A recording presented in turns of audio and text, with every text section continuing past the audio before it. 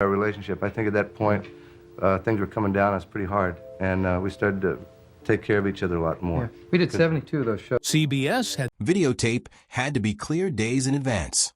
But on September 15, 1967, during a taping at CBS Television City in Los Angeles, something got through that the network never fully controlled. A live explosion captured on camera that the censors could trim but never erase from what audiences saw 2 days later when the episode aired on September 17th. To understand why that moment landed the way it did, you have to understand who the Smothers Brothers were, and why CBS had handed them a least CBS's censors reviewed every frame before it aired. Scripts, lyrics, even finished VE Grenade in the first place.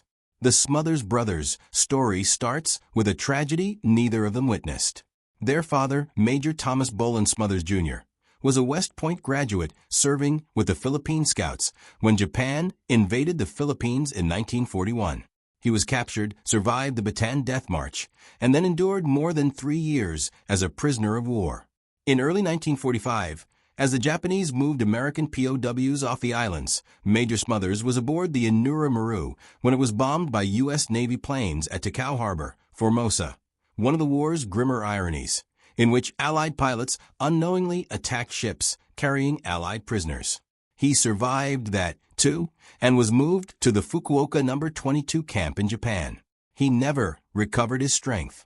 On April 25, 1945, too sick to work, he was put aboard a transport bound for Korea. He died either at the dock or at sea. Some records say he was buried at sea. Others say his remains were later cremated in Korea. Of the roughly 110 men evacuated with him from the camp hospital, only 36 survived the war, and Major Smothers was the last of that group to die just months before Japan's surrender. His widow Ruth raised Tom, born 1937, and Dick, born 1938, largely on her own in California. That early loss, and the sense of institutions failing ordinary people, would later surface, consciously or not, in comedy that never fully trusted authority to tell the truth.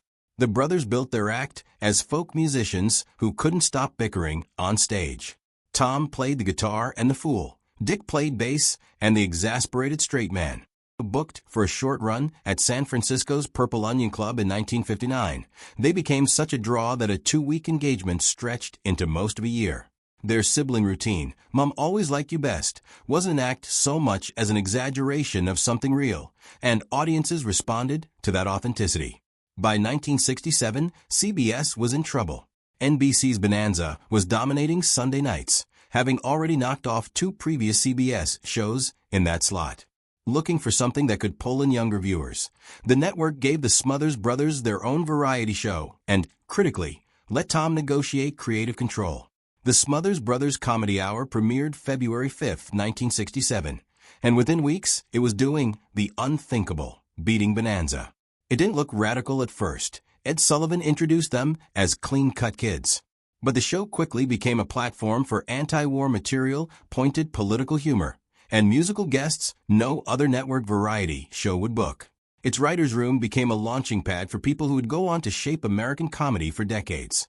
Steve Martin, Rob Reiner, Lorne Michaels, and Bob Einstein all cut their teeth there, and their work later echoed through Saturday Night Live, All in the Family, and beyond. CBS's Standards and Practices Department fought the brothers over nearly everything: Vietnam jokes, religious material, anything that touched the sitting president. According to accounts from those who worked on the show, deadlines for review tightened to 10 days before air, and the brothers responded by sometimes submitting a safe cut for approval, and then swapping an edgier material before broadcast, a game of chicken that infuriated network executives. Some of the show's most pointed confrontations with censorship never aired at all. Folk singer Pete Seeger, blacklisted from network television since the early 1950s, was finally booked in September 1967, but CBS cut his performance of Waist Deep in the Big Muddy, a thinly veiled critique of President Johnson's Vietnam policy, before it could air. Public pressure, much of it fueled by Tom Smothers taking the story to the press, forced CBS to invite Seeger back. He performed the song, uncensored, in February 1968. The following year brought an even starker example. Harry Belafonte performed Don't Stop the Carnival, against footage of police clashing with protesters at the 1968 Democratic National Convention in Chicago. CBS cut the entire 5-minute segment before broadcast and, according to reporting from the era, sold the resulting airtime to the Republican Party for campaign advertising, turning a protest against political violence into commercial time for politicians. Joan Baez ran into the same wall when she appeared on the show and tried to dedicate a song to her husband, David Harris, who was about to begin a prison sentence for draft resistance. CBS trimmed her comments down to almost nothing before letting her sing. The pressure wasn't only coming from network executives worried about ratings.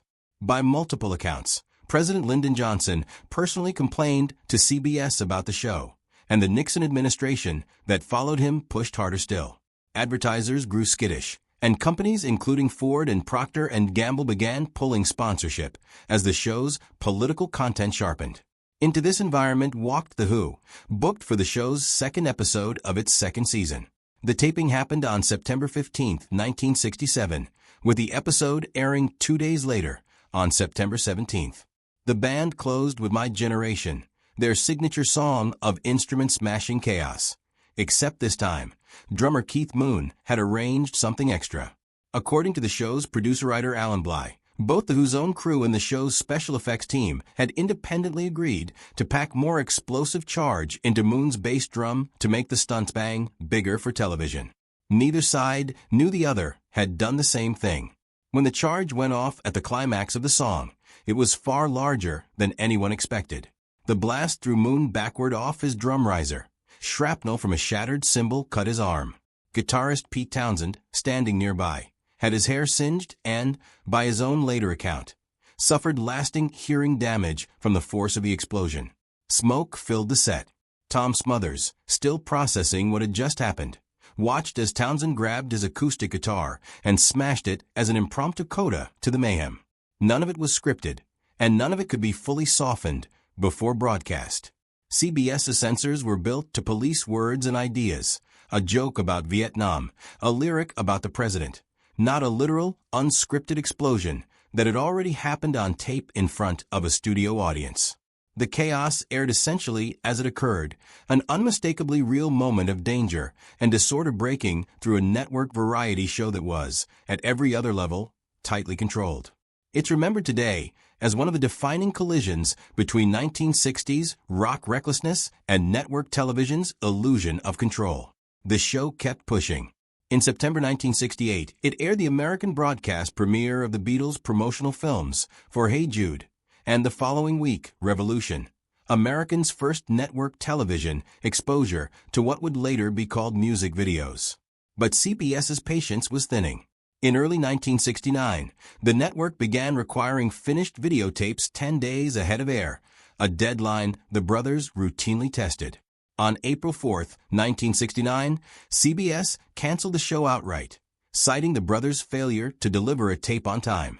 The timing suggested other motives. CBS had also pulled a previously taped episode featuring comedian David Steinberg's satirical sermon, fearing it was too inflammatory to air around Easter. And the cancellation came after what the New York Times described as months of dispute over content.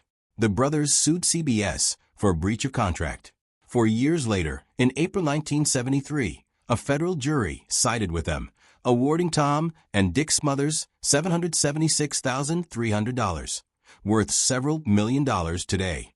It was a rare, hard-won legal victory for creative freedom on television, but the win came without their platform back. CBS had already replaced them with Hee Haw, a deliberately apolitical country comedy show that would run for more than 2 decades, proof, as Tom Smothers put it years later, that CBS could win the business fight even after losing the lawsuit. Comeback attempts followed, on ABC in 1970, on NBC in 1975, and a CBS reunion special in 1988, but none recaptured the show's original cultural charge. The brothers' full archive, including contracts, scripts, and photographs from the fight with CBS, was donated to UC Santa Barbara's Library Performing Arts Collection in the fall of 2022, preserving the paper trail of one of American television's clearest fights over free expression. The explosion on The Who's stage lasted only a few seconds. The fight over what CBS would and wouldn't let America hear lasted years, and in some ways it's a fight television is still having. What made the Smothers Brothers Comedy Hour dangerous wasn't a single blooper. It was a show willing to let dangerous, unscripted, human moments happen on camera at all, in an era when almost nothing on network television was left to chance.